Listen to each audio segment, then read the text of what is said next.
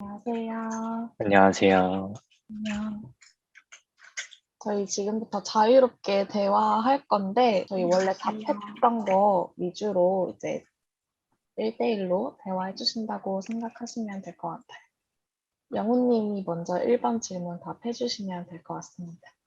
저는 사실, 어, 제가 북한에 가보지는 못했으니까, 그 북한에 계신 분들이 사실 어떻게 산다 이런 뉴스 기사나 접하고 하는데, 사실 이 정보가 사실인지도 모르겠고, 어, 내가 직접 그, 거기서 살다 온 사람을 만난 적은 없으니까, 막 언론에서 막 부풀려가지고 막 북한에 그런 매도하는 그런 걸 시도하는 게 아닐까 이런 의심이 가끔씩 들거든요. 그래서 혹시 그 진짜 북한에서 살아가는 청년들의 그런 일반적인 삶의 모습은 어떤지 그런 게 좀 가장 궁금합니다.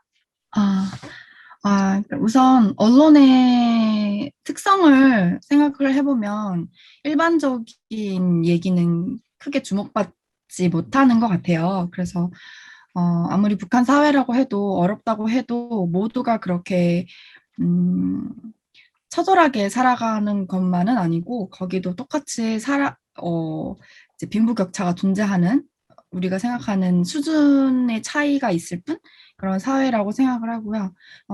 그러니까 저도 탈북민이고 북한에서 살아봤지만 탈북한 북한 친구들과 얘기를 할 때 모두 공감을 할 수 없어요. 왜냐면 거긴 살아온 방식이 다 다르고 또 특히 그곳에서는 이제 그 지역 간 교류가 원활하지 않기 때문에 자기가 사는 그 세상이 전부라고 생각하면서 살았던 사람들 대부분이에요. 그래서 어떻게 보면 미디어에서 비춰주는 모습이 거짓이라고 얘기하고 싶진 않아요. 그런 부분들도 분명히 존재하고 그래서 관심을 가질 필요는 있지만 모두가 그렇게 어렵게 살았다면 아마 탈북민이 더 늘지 않았을까.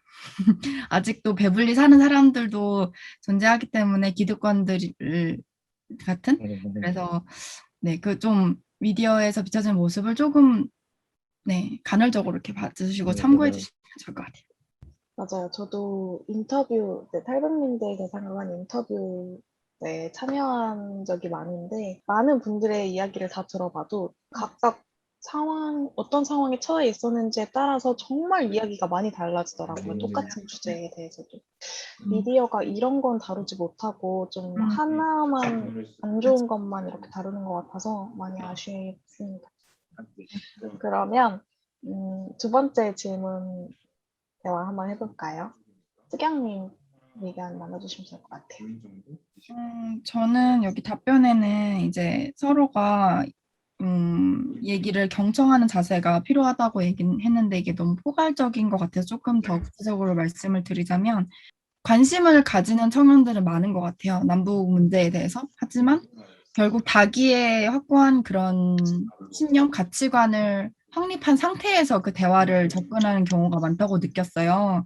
그래서 그런 자세보다는 조금 더 오픈된 마인드로 이게 뭐 남한 청년분들에게만 국한되는 얘기는 아닌 것 같고 제 북한 친구들도 자기가 힘든 얘기가 너무 크기 때문에 남한 청년들의 의견을 수용하기보다는 배척하는 경향이 크다는 걸 저도 느꼈어요. 그래서 서로가 조금 더 같이 한 사회에서 살아가는 청년으로서 동등한 위치에서 대화하는 기회가 많이 주어졌으면 좋겠다라는 생각에서 네, 좀 대화가 많이 됐으면 좋겠다. 경청의 자세로라고 이렇게 답을 했습니다.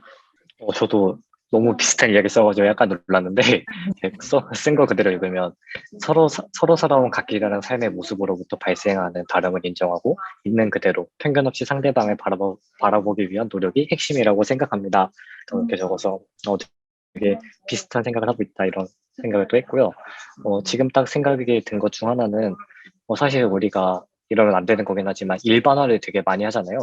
우리 맞아요. 민족이 일본을 싫어하지만 정작 모든 일본 국민들이 다 그렇게 하는 건 아니고 음, 어떻게 보여지는 건 딱 그 정부의 입장일 뿐인 건데 사실 북한도 되게 비슷한 문제 있다고 생각을 하거든요. 비록 여러 가지 무력 충돌이 있다고 해도 북한 국민들이 그걸 선동하고 그런 것도 아니라 북한 군부에서 그렇게 하는 건데 사실 우리가 그걸 일반하면서 북한 국민들까지 매도할 이유는 없지 않나 이런 생각을 합니다.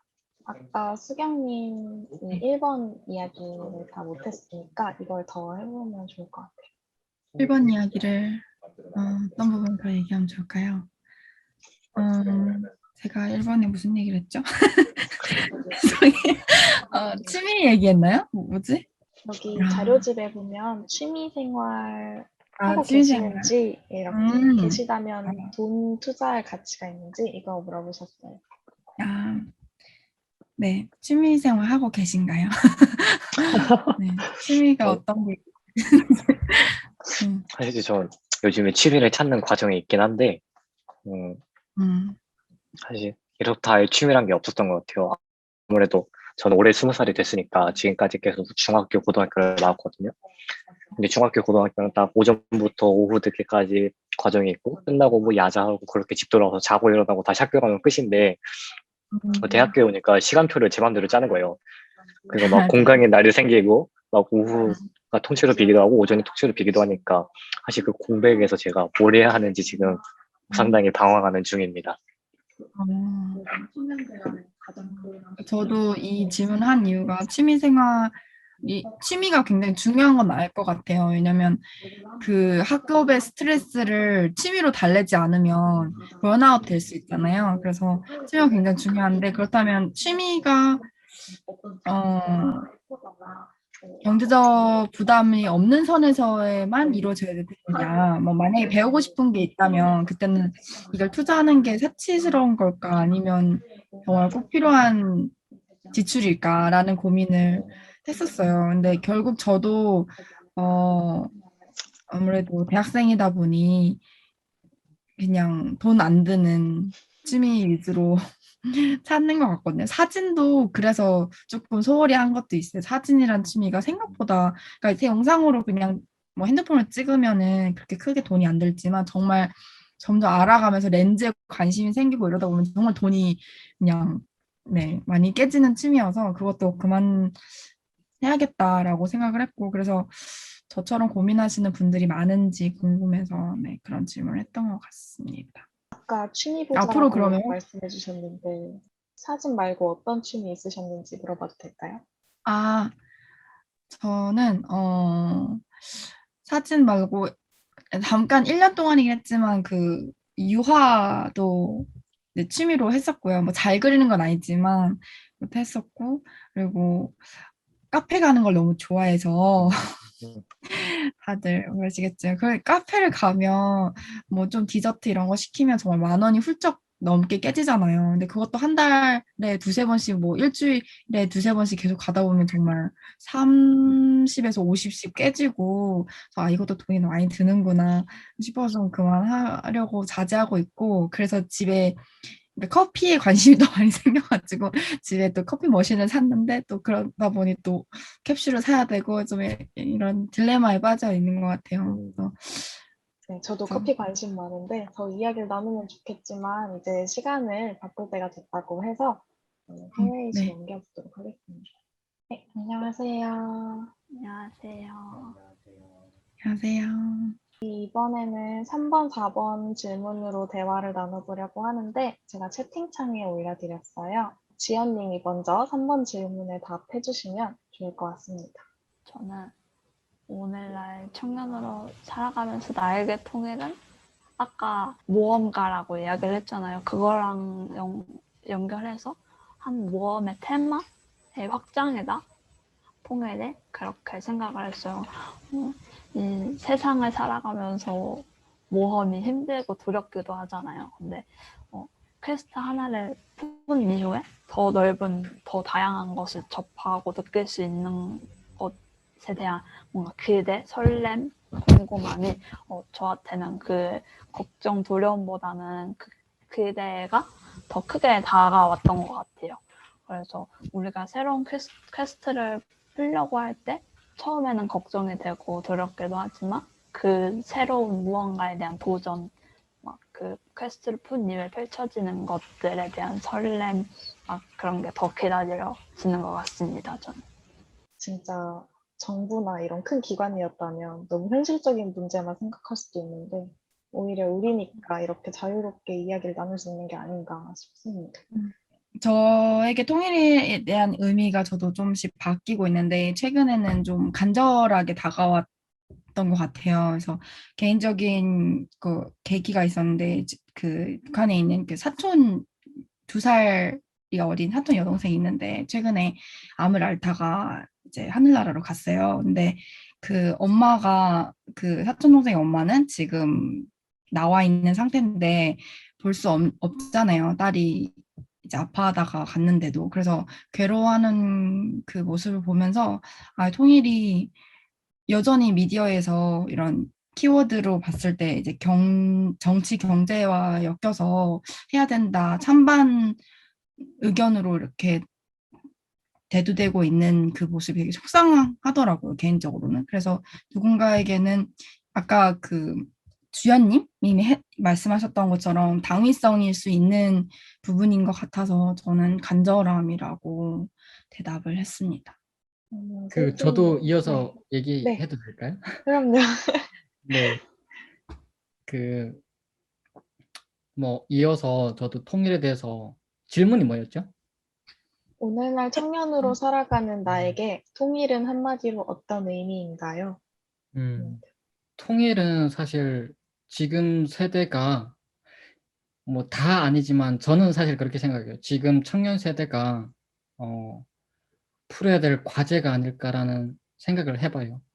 근데 이전까지는 뭐 분단 체제에 의해서 뭐 기성세대들이 뭐 상처도 있었지만 지금까지 통일이라는 담론이 좀 소비되어 온 것 같아요. 그러니까 그냥 소비해 온 거예요. 그러니까 실질적인 뭔가 액션이라든가 뭐 지속 가능한 어떤 정책을 만들다든가 거기에 위한 어떤 전문가들을 좀 더 이렇게 어, 효율적이고 효과적인 어떤 그런 것들 좀 구축하기보다는 뭔가 정권이 바뀔 때마다 그냥 그 담론이 그냥 정치적 담론으로 그냥 소비된 거. 그래서 오히려 청년들이 그 표현을 뭐라고 해야 되나? 그러니까 통일이라는 주제에 대해서 기피증이 오히려 더 생기지 않았을까. 그래서 결국 사실 뭐 정권이라든가 권위 있는 권력 있는 자들이 뭔가 국민들의 의견들을 반영해서 실질적인 어떤 결실 이런 것들을 보여줘야 되는데 뭔가 자꾸 실망만 안겨주니까 청년들이 거기에 더 실망하고 통일에 대한 담론에 대해서 되게 기피적인 어떤 행태를 보이지 않았나라는 생각을 많이 해봤던 것 같아요. 그래서 지금 청년 세대는 좀 다른 그런 어떤 사실 청년에게 무기는 사실 젊음과 사실 도전이잖아요. 그런 어떤 도전을 통해서 다른 어떤 형태의 통일 담론을 이끌어내고 좀 더 지속 가능하고 정책적으로 뭔가 가능한 것들을 만들 수 있는 어떤 또 하나의 청년의 기회가 아닐까, 또 시대적 과제이기도 하고 이런 부분에서 그냥 얘기를 해봤어요. 네.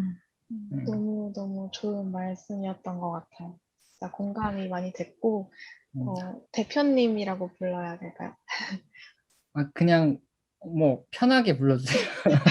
대표님께서 이제 4번에 대한 답까지 자연스럽게 얘기를 해주신 것 같아서 아, 네, 네. 그 도전이 될 것 같은데, 그러면 수경님이랑 지연님은 4번에 대해서 어떻게 답할 수 있을지 자연스럽게 이어가면 좋을 것 같아서 수경님 먼저 얘기를 해볼까요? 아, 네, 저는 이제 남북 청년이 모두 행복하게 살기 위해서는 이제 주거적 안정이 굉장히 충족되어야 된다고 생각을 했어요. 왜냐면 이제 부동산 문제도 지금 많이 화두가 되고 있고, 그리고 이제 저도 지금 자취를 하고 있는 입장에서 어, 지출과 소득이 이제 균형을 잃어갈 때마다 많이 불안해요.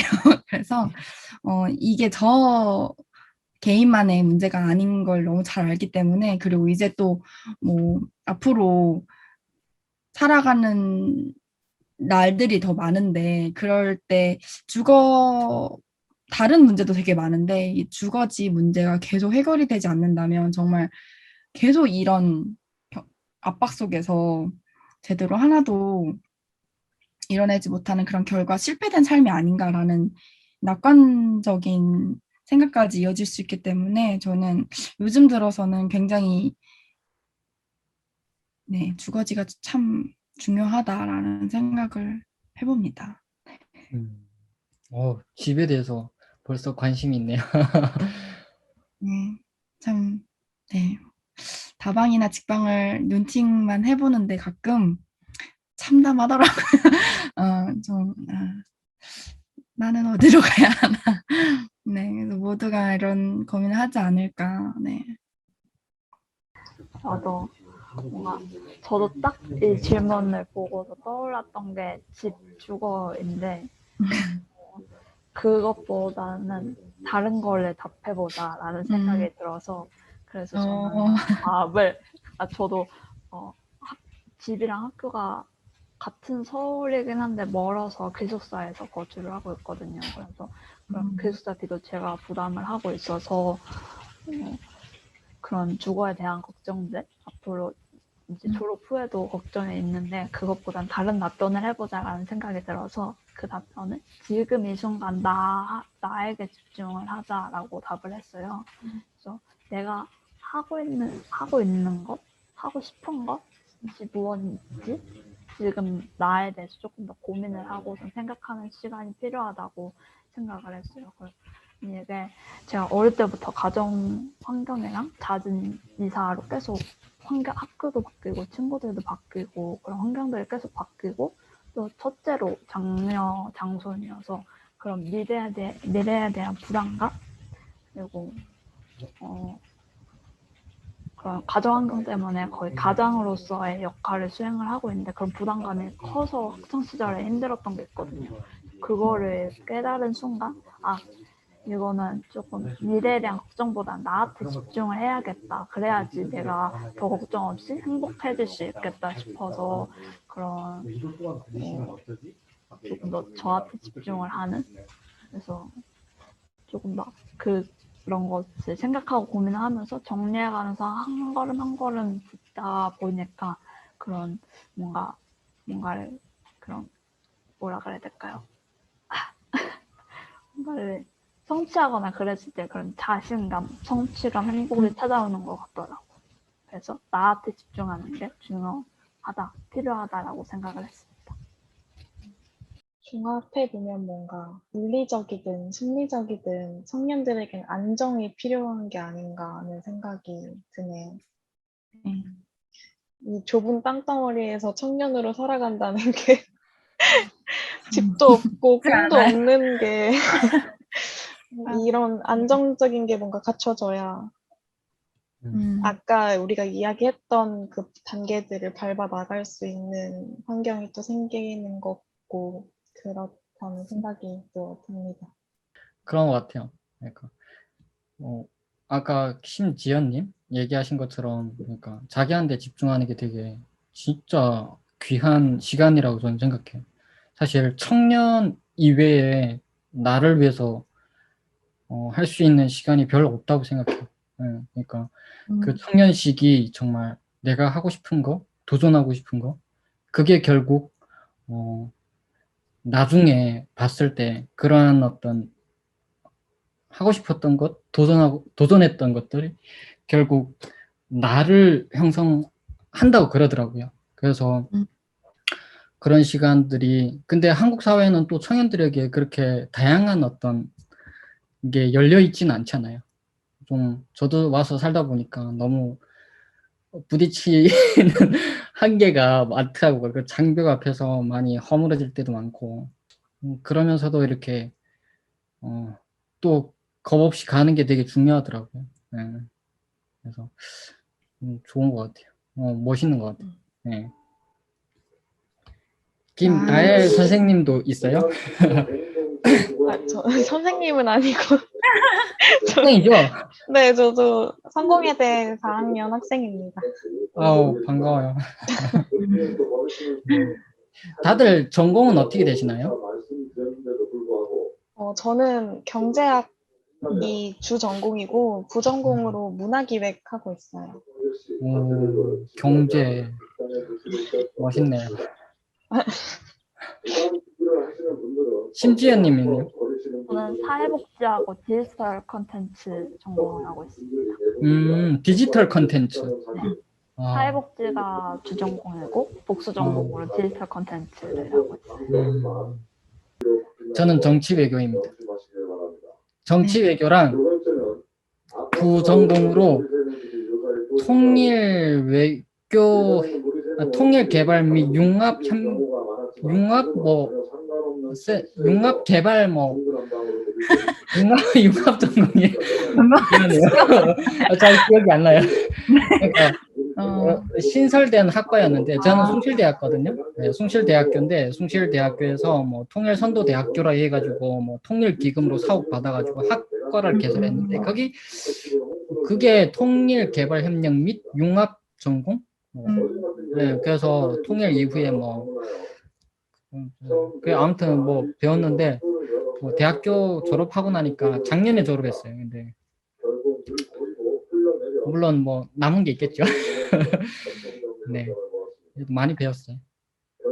네, 저도 아까 말씀드린 것 같긴 한데 그냥 서강대학교에서 영문학이 주전공이고 복수전공으로 지금 교직이수를 하고 있습니다. 저는 이제 진로가 이제 아무래도 졸업하면 바로 이제 임용고시를 보던 안 보던 학교로 갈 것 같아서 다른 분들처럼 좀 막막한 그런 취업에 대한 걱정은 조금 덜긴 했는데 그래서 저도 그걸 덜어냄과 동시에 또 교육 분야에 대한 또 고민이 또 시작되더라고요. 그래서 인생은 참 고민의 연속인 것 같다는 생각도 했던 것 같아요. 이건 약간 딴소리인데 개인적으로 선생님 중에서 좀 출신이나 배경이 다양한 분들이 더 많아졌으면 좋겠다는 생각을 항상 하고 있었거든요. 근데 수영님이 이렇게 교사가 돼서 아이들한테 좀 다양한 시각이나 이런 걸 더 올바른 시각을 많이 가르쳐 주시면 미래가 더 좋지 않을까 하는 그런 생각이 갑자기 들었어요. 네. 진짜 보수적인 집단이어서 네, 사실 맞아요. 그런 게 많이 허용이 되지 않고 있는 추세인데 저도 동의합니다. 좀 다양성이 있어야만 학생들에게도 그게 영향을 끼칠 수 있다고 생각을 해서 선한 영향력을 끼칠 수 있는 그런 사람이 돼야죠. 안녕하세요. 안녕하세요. 안녕하세요. 이야기 잘 하고 오셨나요? 네. 저희 이번에는 5번, 6번 질문으로 대화를 나눠볼 거예요. 먼저 5번 질문에 대해서 수경님이 이야기해 주시면 좋을 것 같습니다.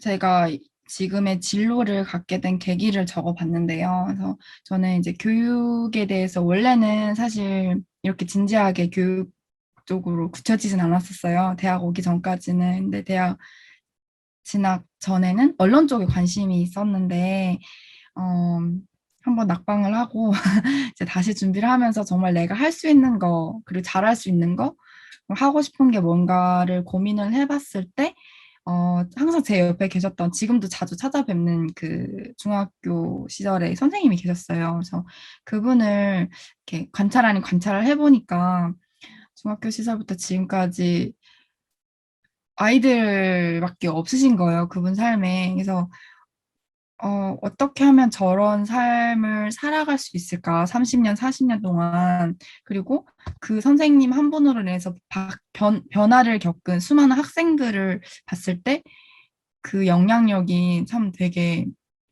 크다. 그리고 가치 있는 직업인 것 같다라는 생각을 하고 영문학과를 넣어서 지금 이렇게 하고 있는데 그래서 저는 그렇게 되게 저에게 완벽에 가까운 스승님을 두고 있기 때문에 교사에 대한 그런 직업에 대해서 가볍게 느낄 수가 없는 것 같아요. 그래서 지금 교직을 같이 하고는 있지만 더 알면 알수록 배우면 배울수록 고민이 되게 많아지고 과연 내가 할 수 있을까?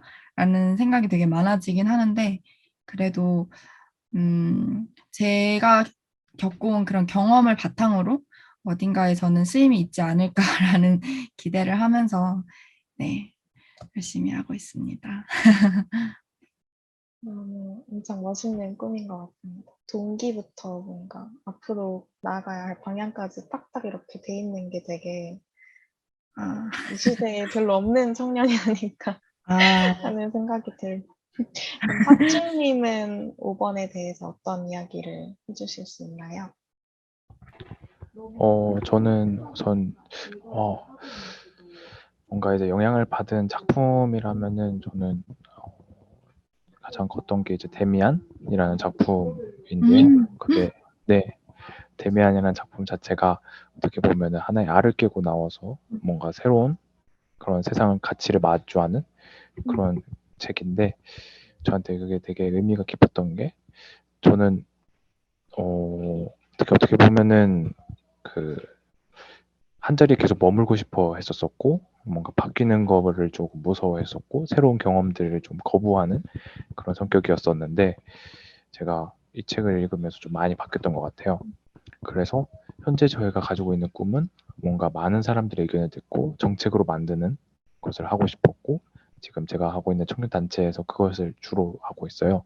그래서 저희가 지역에 있는 청년분들을 만나서 그분들이 필요한 부분들에 대한 민원이라든지 아니면 정책이라든지 이런 것들을 직접 만들어서 그것을 반영시켰을 때 그 뿌듯함은 진짜 이루어 다 말하지 못할 정도로 엄청 행복했었고 그래서 저는 우리 사회가 좀 더 좋은 방향으로 나아가기 위해서는 이 정책이나 법 제도들이 필수적으로 필요하다 생각해요. 그래서 그런 것들을 만드는 사람으로서 성장하고 싶고 그것이 제 꿈이자 목표이고 그래서 이걸 통해서 통일 이후에도 통일 후에도 좀 잘 살 수 있고 다들 잘 어울릴 수 있는 그런 사회를 만드는 그런 것들을 하고 싶다라는 게 저의 꿈이자 목표입니다. 이렇게 작지만 직접 만나서 대화를 나눠보는 이런 작은 경험들이 나중에 학주님이 정책을 만든다거나 어떤 큰 일을 하게 될 때 밑받침이 되지 않을까 하는 생각도 드네요. 그러면 자연스럽게 6번 질문으로 넘어가서 학주님이 청년으로서 살아가면서 우리 사회에 바라는 게 있다면 뭐가 있는지 말씀해 주시면 될 것 같습니다. 저는 사회 특히를 보면서 느끼는 게 요즘 따라 갈등을 부추기고 조장하고 있다는 생각이 많이 들어요.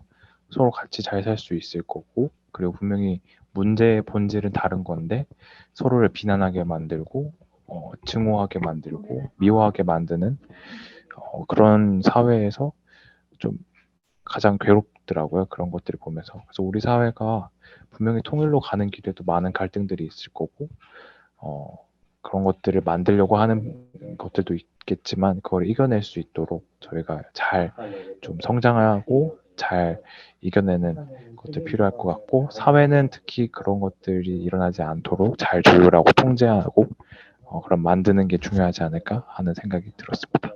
네. 네. 네.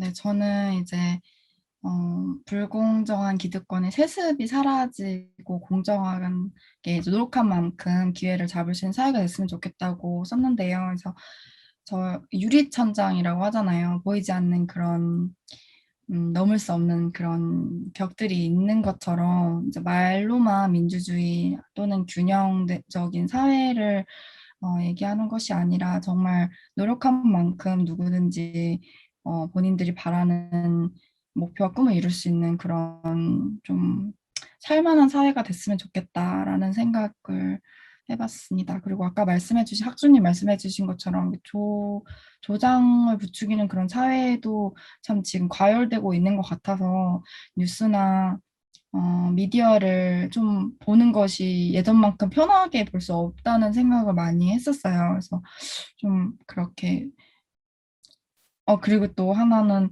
뉴스의 기사의 댓글들을 보면은 정말 그냥 극우와 극좌의 그 파가 너무 나뉘고 기사 내용의 본질을 흐트러뜨리는 그런 내용들이 너무 많아서 그런 것보다는 어, 어, 네, 좀 미래지향적인 그런 서로 협력할 수 있는 그런 사회 분위기가 조성되면 좋겠다라고 생각합니다. 이거는 제가 언론 관련된 수업에서 들었던 내용인데, 저희 나라뿐만이 아니라 미국 사회에서도 정치적 양극화나 생각에 대한 그 극단적인 게 되게 커지고 있다고 하더라고요. 그래서 이게 뭐 필터 버블이라고 해가지고 거품 안에 갇히면 그것만 알고 다른 네. 거는 모르게 되는 현상이 있대요, 요즘에. 근데 가장 큰 문제는 자기가 거품 안에 있는 걸 인지를 못해서 음, 점점 더 나랑 다른 쪽에 있는 사람들의 의견을 무시하고 나랑 똑같은 사람의 의견만 자꾸자꾸 듣게 되는 경향이 생긴다고 하더라고요. 근데 이런 게 지금 저희가 필터 버블이라는 주제를 딱 두고 이야기한 게 아님에도 불구하고 이렇게 다양한 청년들한테서 이런 얘기가 나오는 게 한편으로는 조금 슬프면서도 다른 한편으로는 청년들이 이걸 인식하고 있다는 게 어찌 음, 보면 또 긍정적인 게 아닌가. 그쵸. 변화의 그 작은 빛?